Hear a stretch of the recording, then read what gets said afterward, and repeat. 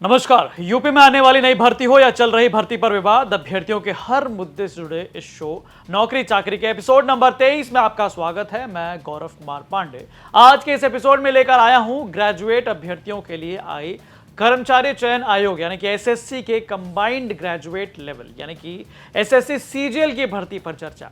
आइए जानते हैं इस भर्ती की मुख्य बातों को और सबसे जरूरी इसका फॉर्म भरने में आपको क्या क्या ध्यान रखना है। एसएससी सीजीएल भारत सरकार के अलग अलग मंत्रालयों, विभागों और संगठनों में ग्रुप बी और ग्रुप सी के पदों पर भर्ती के लिए यह एग्जाम कंडक्ट किया जाता है। इसका एग्जाम नेशनल लेवल पर होता है। इसे स्टाफ सिलेक्शन कमीशन यानी एसएससी द्वारा आयोजित किया जाता है। इस एग्जाम के सबसे पॉपुलर पदों की बात की जाए यानी कि जिन पदों के लिए फॉर्म भी ज्यादा भरे जाते हैं वो हैं सहायक लेखा परीक्षा अधिकारी यानी असिस्टेंट ऑडिट ऑफिसर, आयकर निरीक्षक यानी इनकम टैक्स इंस्पेक्टर, केंद्रीय उत्पाद शुल्क निरीक्षक, excise inspector, assistant section officer यानी कि असिस्टेंट सेक्शन ऑफिसर एएसओ, सांख्यिकी अधिकारी, जूनियर स्टैटिस्टिकल ऑफिसर यानी जेएसओ, इसके अलावा सीबीआई सब इंस्पेक्टर। अब आ जाइए इसके सिलेक्शन प्रोसेस पर, कैसे और कितने चरणों में यह भर्ती पूरी की जाती है। दोस्तों, एसएससी सीजीएल में सिलेक्शन एक चरणबद्ध प्रक्रिया के जरिए होता है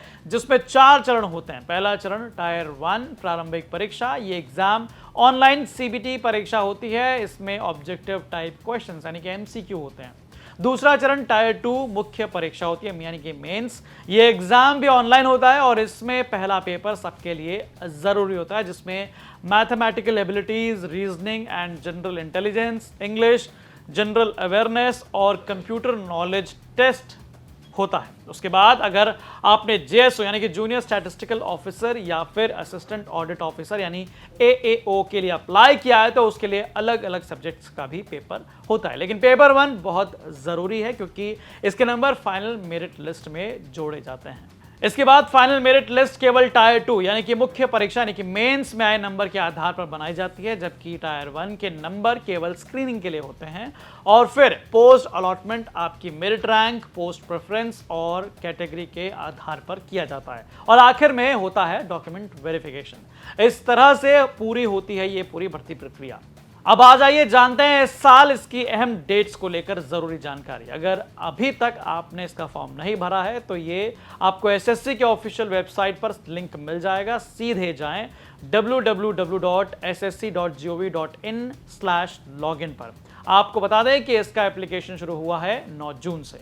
हालांकि इस बार जो कुल पद हैं वो है 14,582 जो अलग अलग डिपार्टमेंट्स और अलग अलग जो है वैकेंसीज के लिए हैं। और इसके अलावा आपको बता दें कि आवेदन शुरू जैसा कि मैंने बताया कि 9 जून से हो चुका है और आवेदन जो है वो चलेंगे 4 जुलाई 2025 तक रात 11 बजे। हालांकि अच्छा ये होगा कि पहले ही आप एग्जाम के लिए जो है फॉर्म भर लें, लास्ट तारीख का इंतजार ना करें। और अब उसके बाद जब आप ये फॉर्म भर लेंगे 4 जुलाई को, जब ये एप्लीकेशन डेट्स बंद हो जाएंगी तो उसके बाद करेक्शन का समय आपको 9 तारीख से लेकर 11 जुलाई 2025 तक मिलेगा। यानी कि 3 दिन आपको रहेंगे करेक्शन के लिए और आप करेक्शन करा सकते हैं।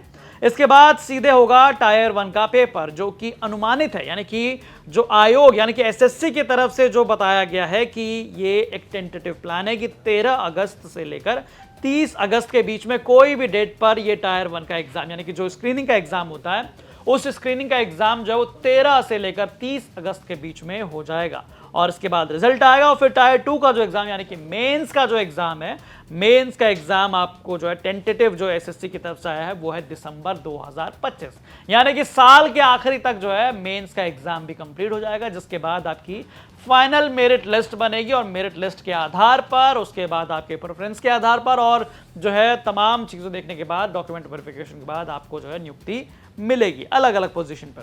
तो इसके अलावा पूरी जानकारी आपको इस भर्ती के नोटिफिकेशन में मिल जाएगी जिसका लिंक हमने वीडियो के डिस्क्रिप्शन बॉक्स में दे दिया है। तो बढ़िया वैकेंसी है, नेशनल लेवल पर है, तो मेहनत कीजिए और एग्जाम को क्लियर कीजिए। Best of luck. धन्यवाद।